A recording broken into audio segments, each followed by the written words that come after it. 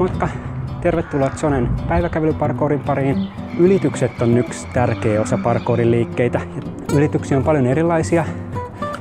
Ja niiden kaikkien idea on se, että pääsee sen esteen toiselle puolelle.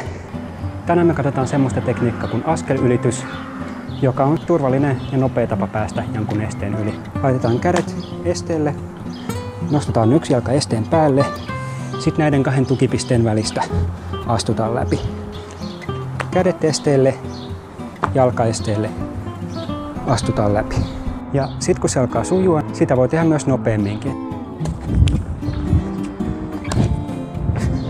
Muista myös harjoitella molemmilta puolilta, välillä myös se eri jalka edellä. Tätä voi harjoitella vaikka takaperin. Joo, kiitokset. Ensi kerralla joku toinen tekniikka sitten.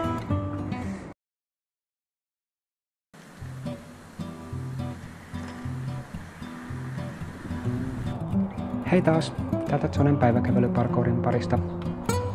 Hyvä tasapaino on ihan keskeisen tärkeää oikeastaan kaikille parkourin liikkeelle ja miksei muutenkin elämässä. Hyvinä uutisina se kehittyy tosi ripeästi, kun sitä vähän haastaa. Tasapainoa voi helposti liittää jokapäiväiseen liikkeeseen, kun ottaa käyttöön kaikki jalkakäytävän reunat, muurit, kaiteet, mitä löytää. Ja tätä voi muunnella ihan loputtomasti. Voi vaihdella sitä esteen vaikeustasoa, voi laittaa vaikka kädet selän taakse, voi koittaa kääntyä sen esteen päällä ympäri tulosuuntaan, tai sitten voi mennä vaikka takaperin siellä pitkin. Ja käyttö voi ottaa myös kaikki 4 raajaa. Turvallisuus on kuitenkin tärkeää, eli ei koskaan mennä korkeammalle tai vaikeammalle esteelle kuin mikä tuntuu mukavalta ja hallitulta. No niin, kiitokset. Nähdään taas ensi kerralla.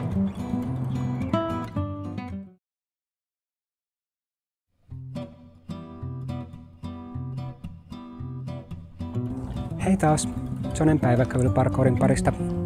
Tänään me katsotaan muutamia tekniikoita, joilla pystyy kiipeämään esteen päälle tai tulla esteen päältä alas. Laitetaan ensin kädet esteelle, hypätään sen verran, että päästään tämmöiseen reunanojaan, jossa paino lepää tässä käsien päällä.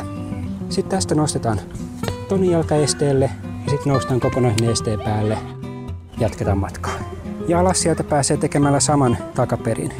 Kyykistyään siihen esteen reunalle, laitetaan kädet reunalle, jätetään toinen jalka siihen päälle, toinenkin jalka alas.